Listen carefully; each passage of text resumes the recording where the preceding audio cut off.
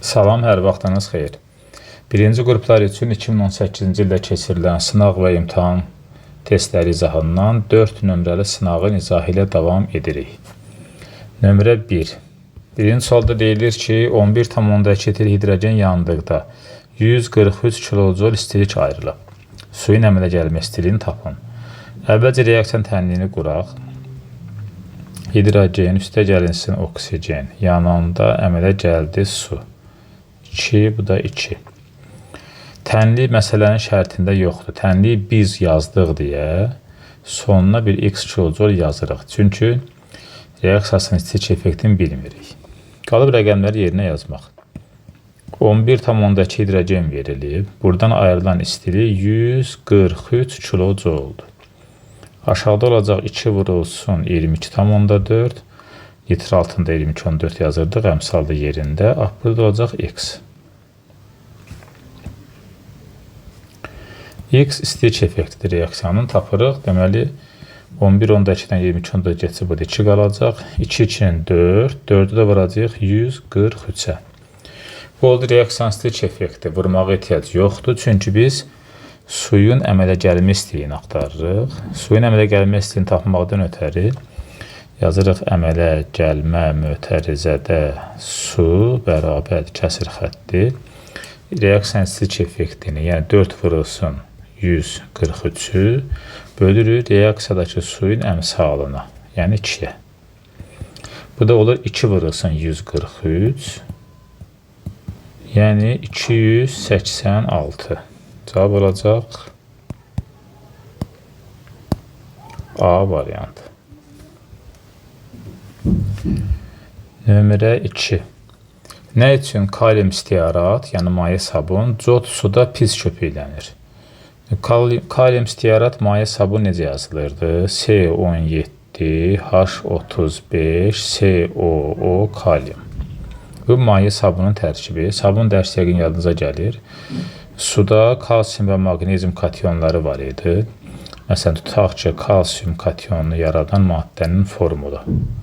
Kalsium hidrokarbonat yazdıq. Maqnezium da olsaydı, maqnezium hidrokarbonat olacaqdı. Sabun cod suya toxunanda nə baş verir? Dəyişmə reaksiyası baş verir burada. Kalsiumla natrium yerlərini dəyişirlər. Alınır C17, H35, COO. Kalsium 2 variantlı olduğuna görə belə bir formül yaranır və kalium hidrokarbonat əmələ gəlir. Kalsium stearat çöküntüdür. Maqnezium da yazsaydıq, maqnezium stearat çöküntü olacaqdı. Deməli, sabunun, maye sabun və ya bərk sabun fərq eləmir. Cod suda pis köpüklənməsinin səbəbi cod suda olan kalsium 2 müsbət və maqnezium 2 müsbət kationlarının stearat anionu ilə çöküntü əmələ gətirməsidir. Bunu axtarmaq lazımdır. Məsələn, cavab olacaq onda C variantı. Maqnezium və kalsium kationları stearat anionu ilə suda həll olmayan duz əmələ gətirdikləri üçün. Belə. Üçüncü misal, bəsit maddənin adını göstərin. Bəsit maddə dəm qazı CO yazılır. Bu bəsit maddə deyil.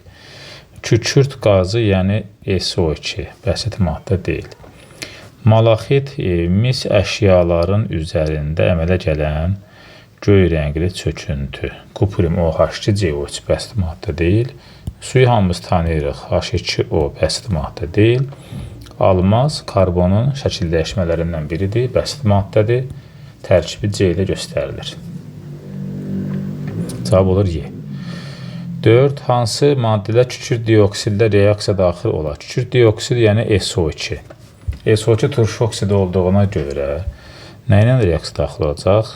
Əsasi oksidlə, əsasla, hələ SO2 oksigenlə də reaksiya daxil ola bilər. Plus SO2 su ilə də reaksiya daxil ola bilər. Belə uyğun gələn variant A variantı olacaq. Çünki kalium 2O əsası oksiddir, barium O əsası oksiddir, kalsium hidroksiddəki əsasdır. Turşu oksidlərinin xarakteri xassələridir ki, əsası oksidlərdən əsaslarla reaksiya daxil olmaq. Cavab A-dır. 5-ci yazıb hansı maddənin suda məhlulu lakmusu qırmızı rəngə boyayır.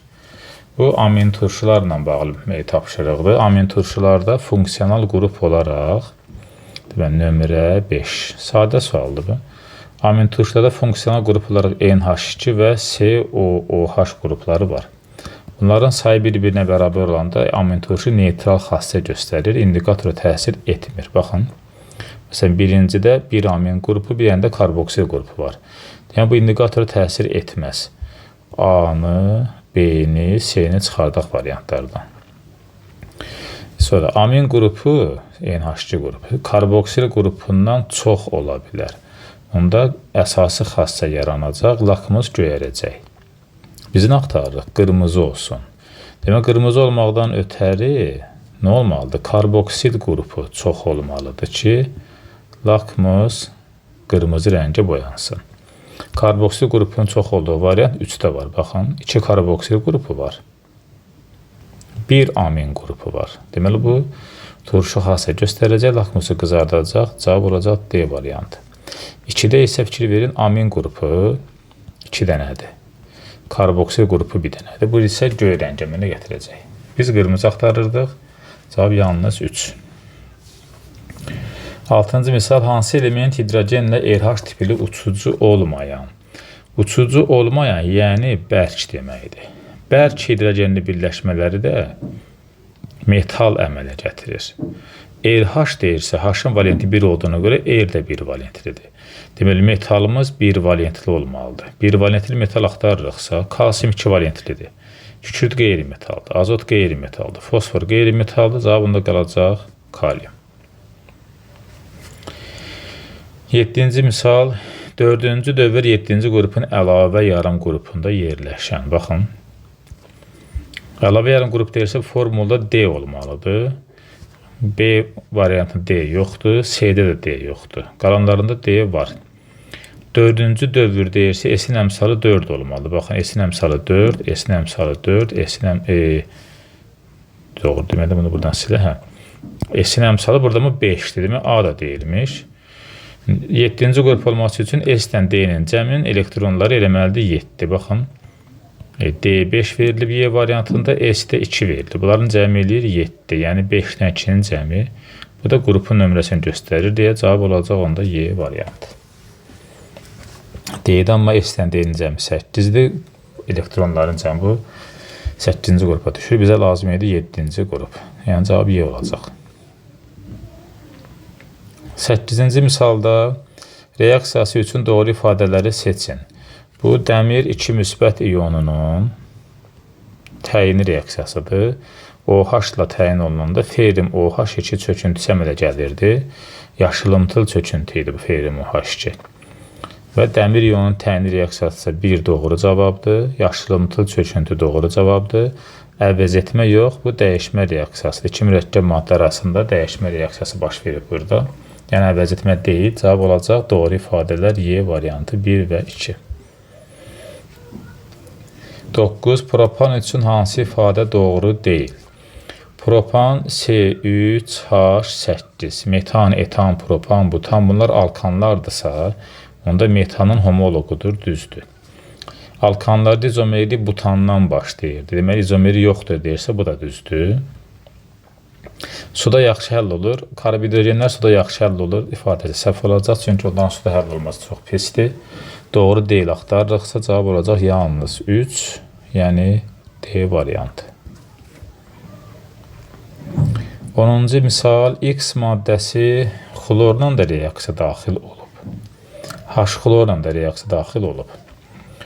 Həm turşusu ilə, həm də xlorun özü ilə reaksiya daxil olan maddə, yadınıza gəlirsə, halogenlər dərsində var idi. Hidrogenə qədərki metallar və qələvilər ola bilərdi. Hidrogenə qədərki metallar və qələvilər həm xlorla, həm də H xlorla gedirsə, A-da gümüş olmaz, hidrogenden sonradır. C-də də mis olmaz, hidrogenden sonradır. A-da qələvi var, B ilə də D-də sink, maqnezium, H-a qədərki metallar var. Bunların hər ikisi, daha doğrusu hər üçü xlorla da H xlorla da reaksiya gedir. Y isə xlorla gedir, amma H xlorla getmir. H xlorla getməyən hidrogenden sonraki metal olacaq. Maqnezium hidrogendən əvvəlki metaldır. Plus qələvi turşu ilə reaksiya gedəcək. Onda bir dənə qalacaq D variantı. Mis hidrogendən sonraki metal olduğuna görə turşusu ilə getməz, amma xlorla gedər. Cavab olur D. 11-ci misal, nömrə 11 bu məsələdə həll edək. 390 qram benzol almaq üçün neçə mol heksan lazımdır? Heksan C6H14. Heksandan yadınıza gələr 4 mol hidrogen çıxartmaqla C6H6 benzol almaq olar. 1 mol heksandan elə 1 mol da benzol alınır. 4H2-nin çıxmağı bilməsəz də olardı. Çünki karbonların sayı bərabərdirsə reaksiya bərabərdir. 390 qram benzol almalıyıq. Yazıram benzolun üzərindən 390 qram. Benzol özü verilib 78. Neçə mol heksan lazımdır? Heksan üzərinə yaza bir x mol.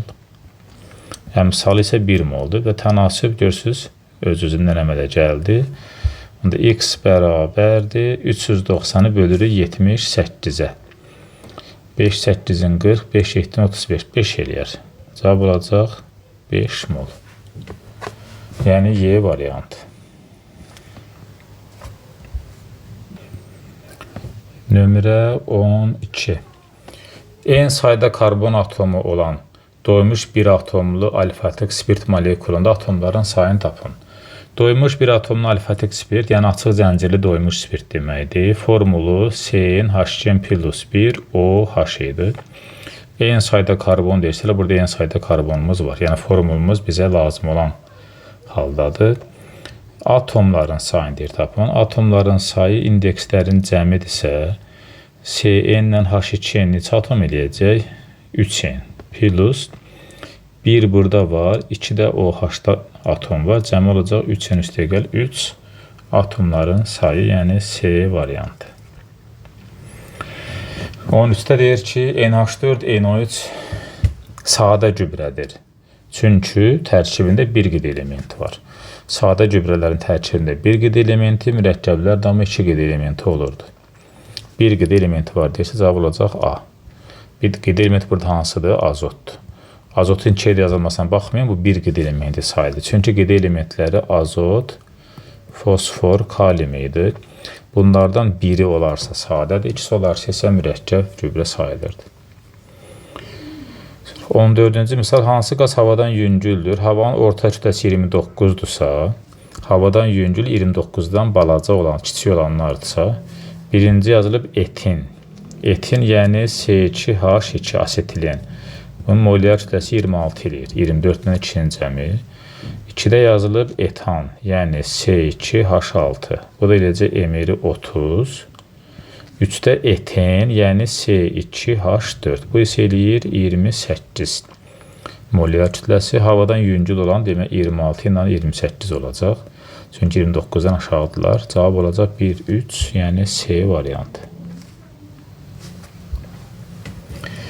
15-ci test, nömrə 15. Dəmir üstəgəl xlor 2 reaksiyası verilib. Dəmir üstəgəlinin xlor 2 qızdıranda reaksiya baş verir, olur ferium xlor 3. Əmsallaşdırmaq lazımdır. Xlorları orta əməxrəc 6-ya gətirdi. Dəmir də oldu 2. Alınan deyir duzun adını. Duzun adı ferium xlor 3-dürsə formulu. Adı olacaq dəmir. Dəyişkən valentlidirsə valentin deyirəm. Xlorid. Dəmir 3 xlorid. Dəmir 3 xlorid burada var, bir də burada var. İndi bu tez hesablamaq istəyirsinizsə, xlorun nisbi atom kütləsi 35,5-dir. Və burada xlor tək sayda olduğuna görə emir də tək sayda olmalıdır. Cavab olmalıdır, daha doğrusu kəsir sayda olmalıdır. Çünki 35,5 3-ə vuranda kəsir əmələ gəlir. Yəni cavab olacaq B variantı. Hesablamadan da cavabı tapa bilərdik. Çünki başqa da dəmir 3 xlorid yox idi. 16-cı misal yazıb ki, reaksiya üçün doğru olmayan ifadələri göstərin. Sulfat turşusu baxın 2 mol verilib burada. 2 mol sulfat turşusunun 1 molu SO4 kimi misə birləşib duz əmələ gətirib. Kuprum SO4 duzdur. 1 molundan da SO2 əmələ gəlib. SO2 sulfat turşusunun reduksiya məhsuludur. Yəni, oksidləşmə dərəcəsinin azaldığı. Baxın, təzədən burada yazım denə. Nömrə 16. Deməli, kuprium üstəgəlinsin 2 mol H2SO4 alınıb. Kuprium SO4, SO2 və su. 2 mol turşumuz var. 1 mol duz əmələ gəlib, 1 mol da reduksiya olunub sulfat turşu. Reduksiya olunub nə deməkdir? S müsbət 6-dan gəlib müsbət 4-ə. Oksidləşmə dərəcəsi azalıb yəni. Demək, sulfat turşunun 1 mol duz əmələ gətirib, 1 mol isə reduksiya olunub. Bunlar doğru ifadələrdir. Baxın, birincini oxuyuram. 1 mol sulfat turşusu duzun alınmasına sərf olub, düzdür. 1 mol da reduksiya olunub, düzdür. 2 mol turşu reduksiya olunub, bu artıq səhvdir. Çünki reduksiya olunan SO2-nin əmsalı 1-dir. Yəni 1 mol reduksiya olunacaqdır. Doğru olmayan cavab olacaq, onda D variantı.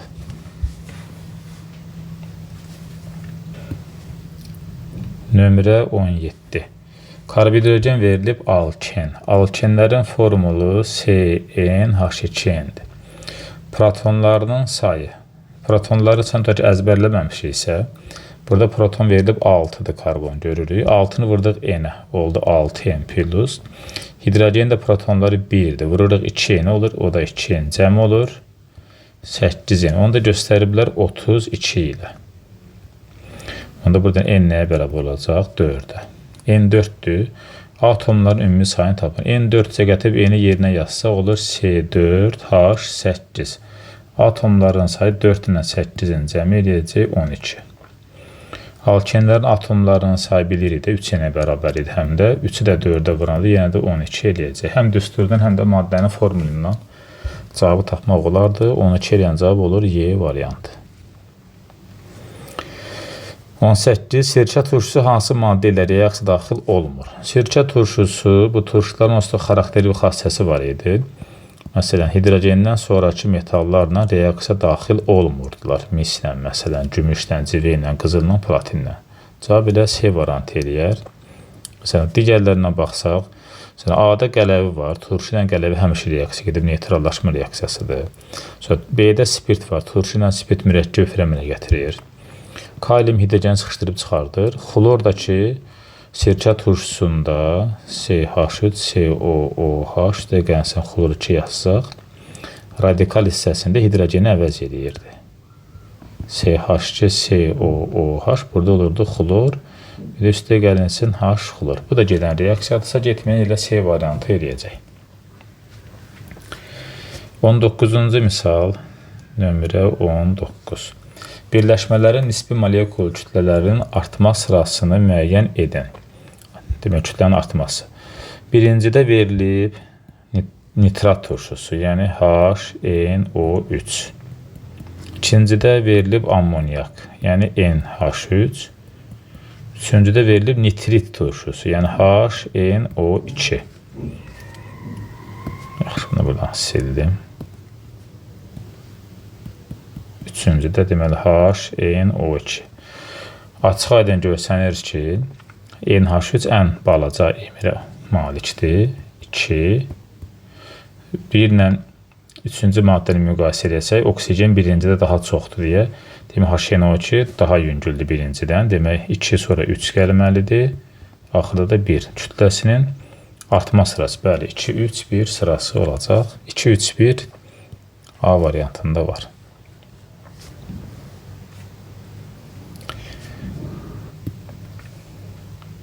20-ci suala baxırıq.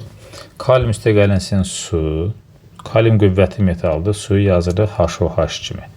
Qüvvətli metallar suyun OH-na birləşirlərsə, yerdə qalır hidrogen. X-i müəyyən edin. Hidrogeni veriblərsə burada, demək X maddəsi kalium OH imiş. Cavab olacaq A variantı. Sənayedə karbon qazı hansı reaksiya ilə alınır? 21-ci test. Karbon qazı yəni CO2. CO2 sənayedə kalsium karbonatın, maqnezium karbonatın parçalanmasından alınır. Qızdırıb parçalayırıq, edir kalsium üstə gəlinsin CO2 ya da ki maqnezium üstə gəlinsin CO2. Sənayedə cavabında olacaq A variantı. 22-ci misal, nömrə 22. Nə doğrudur? Təzyiqi artırdıqda qazların suda həll olması azalır. Qazların həll olması təzyiqlə düz mütənasib asılı idi. Qazın həll olmasını artırmaq üçün təzyiqi artırmaq lazım idi. Buradan mı deyir ki, təzyiqi artıranda qazın həll olması azalır, əksinə artır olmalı idi. Ona görə bir səhvdir, bir atdıq. Temperatur artdıqda əksər bərk maddələrin suda həll olması artır. Bəli, temperaturun artması bərk maddələrin həll olmasını artırırdı. Bu düz. Məsələn, şəkər isti suda daha yaxşı həll olur. Suda həll olan maddənin kütlə payı ölçüsüz, bağışlayın daha doğrusu, həll olan maddənin kütlə payı ölçüsüz kəmiyyətdir. Bəli, omeqanın ölçüsü yoxdur. Biz sadəcə faizlə ifadə edəndə 100-ə vururuq. Molyar qatılığın vahidi mol bölünsün litrdir. S'nin, yəni S'nin vahidi bəli, mol bölünsün litrdir. Onda bu da doğrudursa cavab olacaq. Doğrunu axtarırıq. 2, 3, 4. 2, 3, 4 doğru. Nömrə 23-ə baxaq onda. Bunu buradan sildik. T1 və T2 temperaturlarında reaksiyaların sürətlərinin nisbəti. Yəni V2 bölünsün V1 bərabərdir 8-ə. Temperatur əmsalı qammada 2-dir. Temperaturun dəyişməsini axtarırıq. Düsturumuz bu idi. V2 bölünsün V1 bərabər qamma üstündə. T2 çıx T1 böl 10 yazırdıq. T2 çıx T1 böl 10. V2-nin V1-ə nisbətini bizə veriblər 8. 8. Qammanı da veriblər 2. T2 çıx T1 axtarırıq. Yazıram x bölünsün 10. 8-i göstərərəm 2-nin kubu kimi. O da bərabər 2 üstündə x böl 10. 2-lər gedəndən sonra x da bərabər olacaq 30. X-in qiyməti oldu 30. 23-cü cavabı. 24-cü misal. 24-cü misalı həll eləmək üçün fən təmizlədik. Bu sualdan keçmiş sınavda da izah eləmişdim. Polimerləşmə reaksiyasıdır. Polimerləşmə reaksiyasında kütlə, yəni maddənin formulu, atomların sayı falan eyni qalır. Sadəcə rabitə qırılır, zəncir uzanır. Yəni belə misallarda əmsallaşmaya ehtiyac yoxdur. Monomerin polimerləşməsi zamanı bir monomerdən bir polimer əmələ gəlirsə, burada da metil metakrilat verilir. Polimerləşəndə olur polimetil metakrilat. Faizlə işimiz yoxdur, qalsın. 500 moldursa, deməli nömrə 24. O 500-ü vururuq maddənin emerinə, kütləsini tapmaqdan ötər, yəni 100-ə. Bilir 5, yanında 3 dənə 0, yəni 5 yox, 4 dənə 0. 5000 qram tapdıq. Amma neçə kiloqram deyirsə, 5000, yox 50.000 daha doğrusu. 50.000 qram kiloqrama çevirsəm olacaq 50 kiloqram. Çıxıma baxırıq. Çıxım 90%-dirsə, özdə Y oxun sağ tərəfində olduğuna görə, həmin o neçəni belə yazaq. Tapdığımız o 50 kiloqramı vururuq 90%-ə, bölürük 100-ə, yəni 50-nin 90%-ni tapırıq. Bu deyir 45 kiloqram. Deməli, bu polimerləşmə reaksiyasında bir monomer verilib. Ondan əmələ gələn polimerin kütləsini tapmaqdan ötəri molu, yəni neçə mol olduğunu emerinə vururuq. Tapdıq neçə elədirsə, onu çevirdik kiloqrama, sonra onun 90%-ni tapdıq, oldu 45. 25-ci misal uyğunluqdur. Reaksiyadan alınan duzun tipi, bir də reaksiyalar verilib. Onda bir-bir ABC-nin reaksiyalarını yazaq. Deməli, nömrə 25. Natrium hidroksid, üstə gəlinsin karbon qazı. Reaksiya 1 mol verilibsə, o natrium hidrokarbonat, yəni turş tuzu alınır. B variantında kalsium hidroksid, karbon qazı ilə reaksiya daxil olan deyilir kalsium karbonat və su. Bu normal dostdur. C variantında 2 mol natrium hidroksidi verilib. 2 mol natrium hidroksidi ilə karbon qazı reaksiya daxil olanda natrium karbonat və su alınır. A-la C-yə fikir verin. A-da 1 mola 1 mol verilmişdi. Bax, natrium hidroksid 1 mol, karbon qazı 1 mol, turş duz alındı. Amma qələbə 2 mol olanda həmin reaksiyada normal duz alınır. Sonra D variantında kalsium hidroksid xloru turşdan reaksiyası verilib. Burada əmsallar yoxdur. Yəni 1 mol 1 moldursa, bax 1 mol kalsium hidroksid, 1 mol H xlordursa, onda eləcə kalsium OH xlor, yəni əsası duz alınacaq. Üstə gəlinsin su. OH-ın biri H-ın birinə birləşir, su eləyir, qalır kalsium OH-ın biri və xlor, yəni əsası duz. Belə. Sonra Y variantında alüminium hidroksid üzərinə gəl H2SO4. Burada da OH hidrogendən bir vahid çoxdur. Onda burada da olacaq əsası duz. H-ın ikisi OH-ın ikisini birləşdirəcək özünə. OH-ın biri qalacaq. Ora gələcək yerinə SO4 və ayrılacaq buradan su 2 mol. Turş duz, normal duz və əsasi duzları axtarırıq. Turş duz harda alındı bizdə? Ən birincidə baxın natrium HCO3. Başqa variantların heç birində turş duz yoxdur. Demək, bir aid oldu ilə A. Kalsium CO3 normal duzdur. Natrium 2CO3 normal duzdur. Yəni B ilə C-də normaldırsa yazırıq bura BC. D ilə Y-də isə baxın kalsium OH xlor alındı əsası. Bir də alüminium OHSO4. Bu da əsasidirsə D ilə Y-də əsasi duzlara uyğun gəldi. Bu da 25-in izahı. Növbəti sınağımız gələn dəfəki dərsdə nömrə 5 olacaq. Bu nömrə 5 nömrə 4-ün elə bir A-B variantı halıdır. Sualların qoyuluşu uyğundur, amma rəqib içərisindəki variantlar mı deyək, axtaracağımız cavablar mı deyək, biraz fərqlidir. Əvvəllər sınaqlar bir A, bir B variantı olurdu eyni gündə. Hətta A, B, C, D variantları olurdu. Belə yəni, növbəti dərs 5 nömrəli sınağın izahına baxacaq.